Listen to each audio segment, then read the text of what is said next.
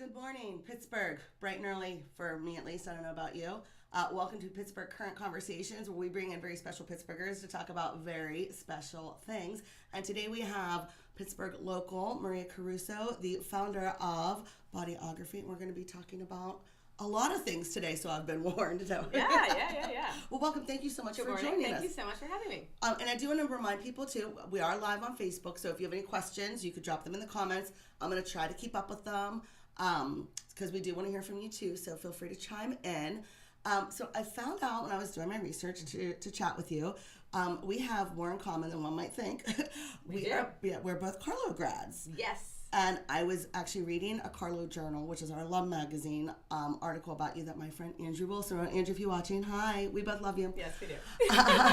And in reading it, I found some really interesting tidbits, which apparently you started dancing a little bit later than some at 13. Mm-hmm.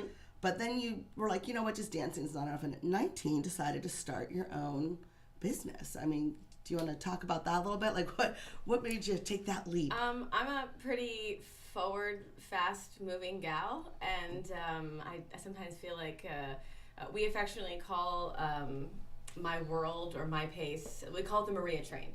So, and I feel like more often than not, the Maria train moves quite quickly, and more recently it's moving at like light speed. So I really didn't come to dance until a little bit later, more seriously, I think just because I came to dance because it was more of a therapeutic thing for me, less about the art form. I had taken dance as a young kid, age 3 to 12, but just very much of a recreational level. And my parents were going through a divorce, and it was really trying for me. So I really found myself finding comfort in dance and focusing on dance more seriously. And I went to a place called Educational Dance Center, and I met a woman named Lua Takamoto, who was my first ballet teacher, who introduced me to my first modern teacher, Sue Hewitt. And I'm excited because they're going to be at the show this weekend. Yay. A reunion. So, I started off just kind of, a couple hours a week, and 2 went to 3 to 12, and I just found myself completely in love with ballet. And I also found myself completely in love with modern dance and even jazz and tap. It would like invigorated something really new inside of me, and I felt whole. I felt complete. And so just one thing led to another, and I started doing the summer intensive programming, and I just thought, maybe this is something I want to do with my life. At the time, I wanted to be a doctor. As a young child, I was like, I'm going to be a doctor one day. And then I got more serious about dance, and I kind of stumbled onto this. I didn't stumble into anything. Someone stumbled into my life. I was in high school, and someone came to my high school in a gym class and saw me and said, I think you're a dancer. You need to check out this program at La Roche College. And so I'm like, what's happening at La Roche College? And they're like, they have a dance program there. It's new, and they're starting off they're starting off this dance major, and it might be something interesting for you. So, kind of fast forward from there, I went and I met Ken Nickel. I started at La Roche. Monsignor Kerr was in leadership at the time, and a friend now and another professor then, Linda Jordan, was chairing the department. And I had a unique opportunity to do my junior, senior year in high school and my freshman year in college. So it was a dual enrollment program. And it was pretty much the opportunity of a lifetime. I thought to myself, oh my gosh, this would be so completely amazing. And I was offered that opportunity, and they said, well, you kind of need to decide in the next couple of days. And I thought, oh my gosh, it's a lot to decide. And my mom's like, well, my mom and my dad were like, well, we're going to support you no matter what you want to do. College education is really important. And, I was very academically inclined, and I thought, I could do both. This would be great. And it just so happened I got a fortune cookie, and it said, you're offered an opportunity of a lifetime. Take it. Like that I really still have it, happened? yes. That actually Yes, happened. That's it like did. a scene from a movie. It did. It's weird. I Oh still my have that God. fortune cookie. It was like the weirdest thing. We went out to dinner, went to a Chinese restaurant, and that was the fortune Well, I mean, cookie. at that and point, I was like, okay, I guess that's what I'm doing. Yeah, you had to do it. Had to do it. So wow, totally that's had crazy. to do it. So my mother drove me back and forth from Rural Valley, PA, and stayed in her car in the evenings and slept. She was a sales rep, but slept in the evenings for 3 hours because I basically took my junior, senior in high school in the morning, and then at Ford City High School, then I drove and took my dance classes from 12:30 to 5, and then I took my my college academics from 6 to 9. Okay. So I did that during the week, And and if I people are still familiar- dance in Indiana, I PA was with gonna my say Luba Takamoto. Yeah. That's a fair distance if people aren't familiar. Yeah. I mean, Ford City to La Roche is probably over an hour. Yeah. I would imagine. It's quite a ways. So It's you quite a spent ways. your mother spent a lot of time driving. Oh my gosh, a lot of miles on the she car. is a godsend. Absolutely, absolutely. So I really got my start at La Roche, and I graduated high school at 16.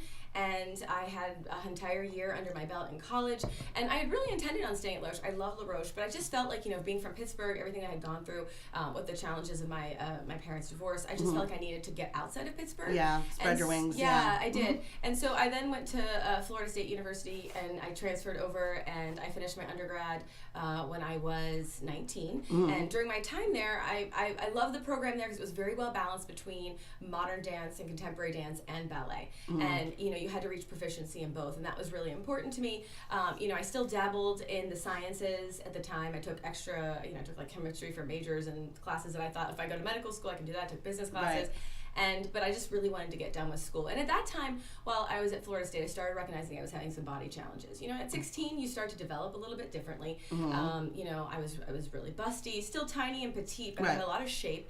And in the 90s, the late 90s, that look was not popular. The wavy look was in, even in fashion. So in dance, having the androgynous look was in, and it was like having breasts that was a problem. And I really struggled. I had an eating disorder. I really started finding myself in a danger zone. I just didn't feel like I didn't feel safe. I didn't feel whole. I felt like I was dancing, but I didn't feel good in my skin. Right. And I felt that I fell prey to a lot of destructive behaviors, and that just kind of went under the radar. And at the time, I said to myself, oh my gosh, I don't want to own my own dance school. I don't want to be a director. I don't want to ever choreograph. I just want to be a dancer. How'd that work out for you? Yeah, I know, right? That's exactly everything I said I didn't want to do, and I'm doing now, and I'm completely in love with it. And I just really wanted to dance. And I'm glad I wanted to dance because I think selfishly I started my company because of those reasons in my youth. And that really transformed me. But, I felt very blessed to have some amazing women on faculty at Florida State, Angeli Austin and Linda Davis, and I had amazing Graham professors. So, it was a Graham-based program. So I split the divide between... No, we might want to pause and let our Graham-based program. That's okay. I just want our viewers, listeners, readers, hopefully you're all of the above. So Graham-based program is Martha Graham, another Pittsburgh native, and it's a very specific style.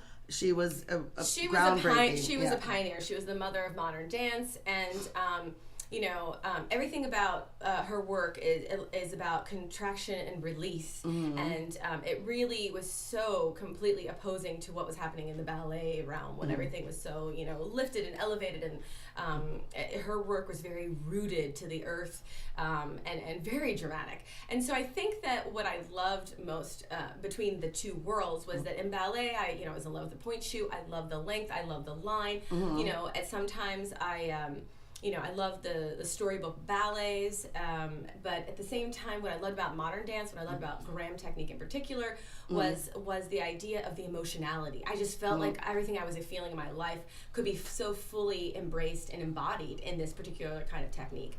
And at the time in the late 90s, there was never really a crossover. Right. So it was like you had to either be a modern dancer or you were a ballet dancer. And there weren't really many people, except some of the the greats like Mikhail Baryshnikov, like those people that were in major ballet companies, the greatest dancers of all time, who just crossed over or did some guest work or connected that way. But it wasn't like it is now, where dancers really are encouraged to be proficient in multiple different vocabularies, so that they can be most expressive and more broadly expressive, so they're not just doing one specific style. And I think it's a lot harder these days to be a professional It's probably a lot harder to be dancer. proficient in a lot than just one or maybe even two. Exactly, Yeah. exactly. So, in college, I really I was very much inspired by Martha Graham. I had amazing teachers.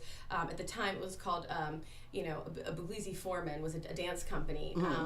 That came in, and in college at the time, or university work, we were very accustomed to residential programming. So in the late 90s, you had major dance companies coming in and staying 6 to 8 weeks. That is almost unheard of these days. It's something that I'm very passionate about doing and embracing as part of the synergistic approach to what I'm doing at La Roche University as I chair the department there. Well, yeah, because I also should mention she is right, the chair I've of the gone department. I've gone full circle. Sorry, She's back to La Roche. I'm back to La Roche. Everything in my life comes full circle. Yes. It's beautiful though. Nice So symmetry. yeah. So I think at the time when my teachers, Myra Woodruff, Anthony Morgan, I had all these great professors, and I felt like at the time I just couldn't figure out where I belonged when I graduated. And I was very fortunate. I got a scholarship to Dance Theater of Harlem. At the time, I elected, not thinking that Graham, future at the Graham Company would be something for me, because I was dealing with so many body challenges. It was really an internal thing, and I think I was guided more towards Dance Theater of Harlem, just because my body fit a little bit more into the mold there, and I felt very at home there. So I had a scholarship. I started my career there, and then I was in New York, and I was teaching, and I found a new passion for teaching, and I just thought maybe I want to try this choreography thing, and maybe I want to start my own company, and I don't know, all the things I said I didn't want to do. I really wanted to revolutionize the way people looked at the body in dance. Yes, I'm glad you said that. So I wanted to bring you back to that for a second. So, talk to me about sort of how because I think overall, just as an observer, I feel like attitudes have sort of changed, but I know that that's been driven from within, from people like you driving that change. How difficult has that been, and how have you seen progress be made as different companies and different types of dance embrace different types of bodies? I think that what my goal was not necessarily about pushing forth the vision of body in dance at the forefront of what I was doing when I was kind of building Bodiography. I was trying to, first of all, build an audience. And my belief was that it was about the aesthetic of the technique and not the aesthetic of the body. And so I felt that if I could have some of the best dancers in the world as part of this company who could celebrate proficiency in classical ballet, in modern dance, in contemporary, in jazz, in all these different genres. And I would take on the choreographic responsibility of making those genres make sense. And then find some sort of contemporary music to accompany my work, to draw people into the audience. Then maybe I could build an audience, teach them about the importance of health and wellness in the arts, and then kind of move that agenda forward. And I think that what I tried to do was I tried to go and find college-educated dancers. I think at the time too, in the late 90s, college education was not commonplace. There were no certifications for dancers at the time, and most people, you went from high school, you went straight to Broadway, or you went straight into a dance company. It wasn't common to get an education at the time. And I felt like if I pulled and hired from different universities and programs and colleges, then I would find a dancer who would naturally be more well-rounded, because they would be studying more of these vocabularies and more in tune with kind of crossing the genres and crossing that divide. And so at first I started off with 13 dancers in New York, many of them from Juilliard. I have no idea what they were thinking. I was 19 years old. I sold my car for my first show, and I'm very proud to say that the Altar Rotary Society of St. Mary's in Yatesboro, Pennsylvania, provided all the cookies in New York for my first performance. So I sold my car, and I had a cookie table. So if that doesn't show you how Ultra Pittsburgh. I was gonna say cookie table right there. Right there. Who doesn't have a cookie table? Yeah. So now I'm embarrassed to think now I'm saying this, and I don't have a cookie table for this weekend. There's still time. There's still time. But I was very well supported, and I wanted a place to dance. I did it selfishly. I think I wanted a place to dance, and I was like, maybe if I choreograph, maybe if I start this company. And I guess I just started meeting all these dancers in New York when I was teaching teaching there, and they were like, my body's not really fitting in, I'm like, I'm teeny tiny, but I'm busty, and that's not real cool right now. And I just thought, like, that's just so unfair. You're so beautiful. Like, you should be dancing. Like, you're so expressive. You have so much to say. And so I really adopted this idea that I wanted all these different shapes and sizes, from a 5 foot tall dancer to a 5'10", woman. I wanted diversity, and I wanted to make it a choreographic responsibility.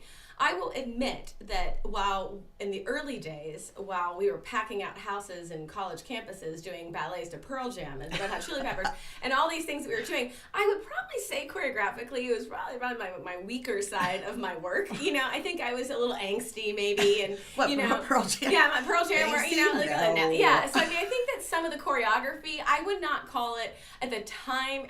It was very appealing to a younger eye, but it helped me build an audience, and it helped me build an appreciation. And I think that Bodiography and the work that we've done really has paved the way for a lot of dancers. Like now you look at Misty Copeland, American Ballet Theater. Yep. I have an article on my wall that says dance. It's about dance for every body, and it talks about body image and dance and how Bodiography was really changing that. And we're talking that 18 years ago. So I feel very proud of the work that we have done, and I feel excited by the fact that we have been a vibrant part of the cultural landscape here in Pittsburgh. My parents said, we want the youth to come back to Pittsburgh, and I was thinking, oh gosh, do I want to come back to Pittsburgh from New York? Talking about full City. circle again, Yeah. You did circle back, and now you are based in Pittsburgh. Exactly, totally based in Pittsburgh. And when I came back, I realized that once I started my company, I didn't know what I was doing. So I went to the Carlo Campus School, and there was a program professional leadership, and I was like, okay, I clearly don't know what I'm doing. So and I'm a constant learner, so I'm always the first to admit, like, I have no idea what's going on here. I've got a big vision. I know exactly where I'm going. Now, I haven't figured out how I'm going to get there yet. So I went back to grad school and in the professional leadership program, I got my master's Shout there. out to Sandy Turner. Love Yes. Sandy.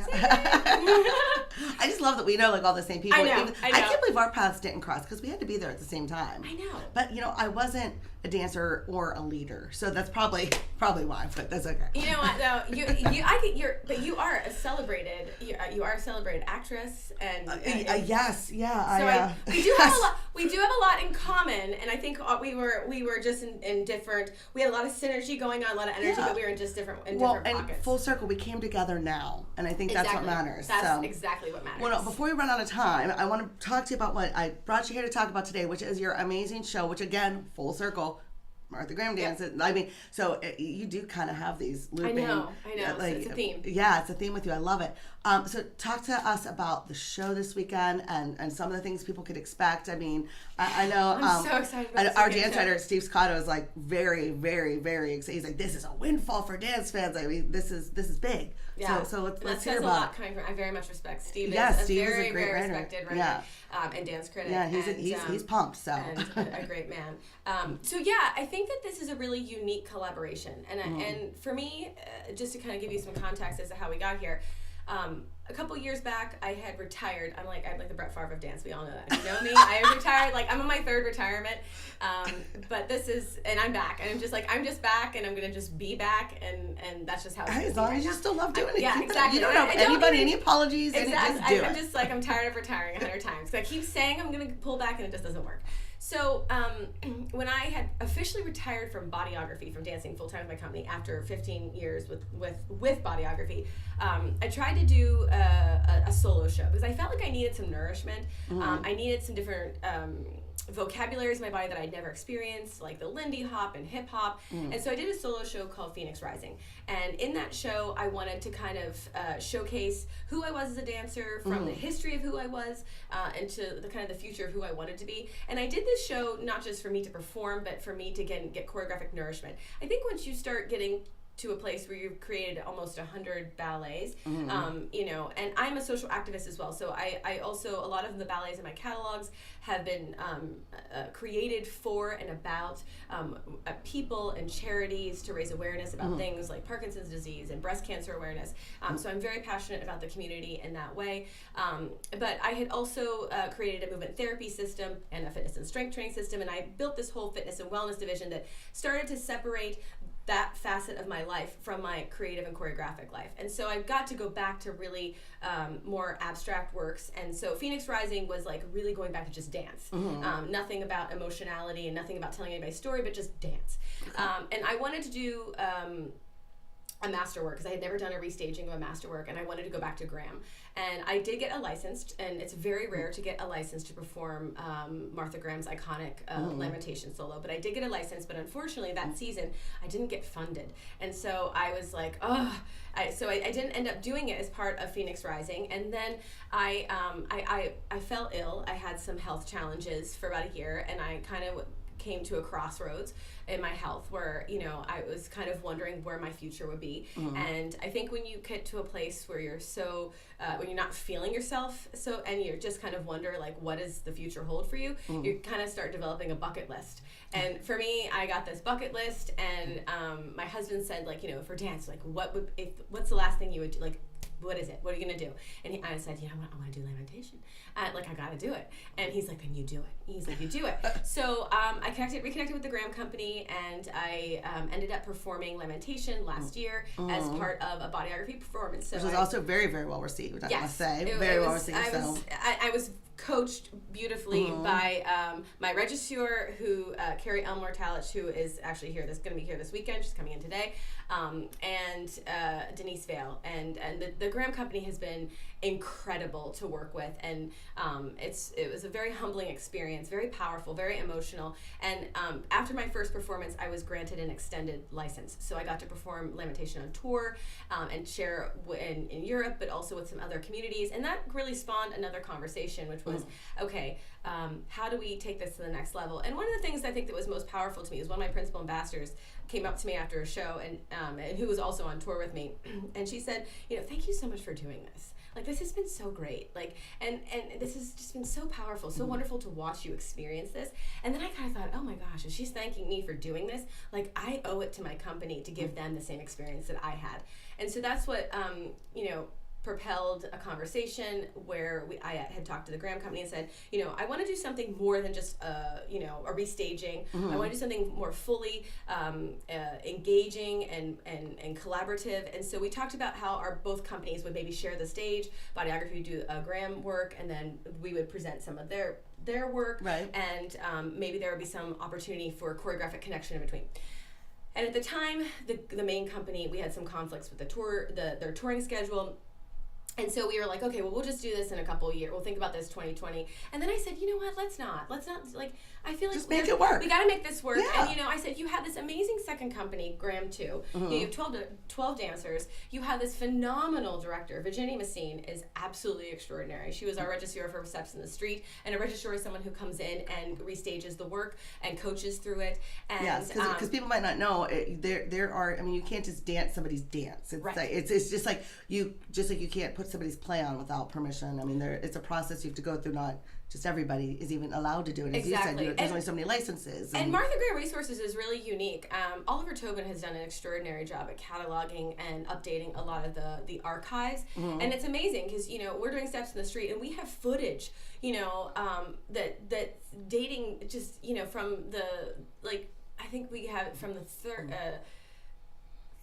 30s to 40s. I mean, there's all these different performances that you get in there. I can't remember exactly the dates. Well, and I'm going to put some links to some of our performances in the comments of this, just so everybody knows. And we'll put a link in where you can buy tickets to this weekend's show. But because I know I was watching them yesterday, and I was just fascinated by the movement, and you know, and I don't know if a lot of people, especially if they're not necessarily followers of dance, would even, you know to go look. But I think once they do, they'll see that and be compelled and want to know more. And it really is a history. It's really a history lesson.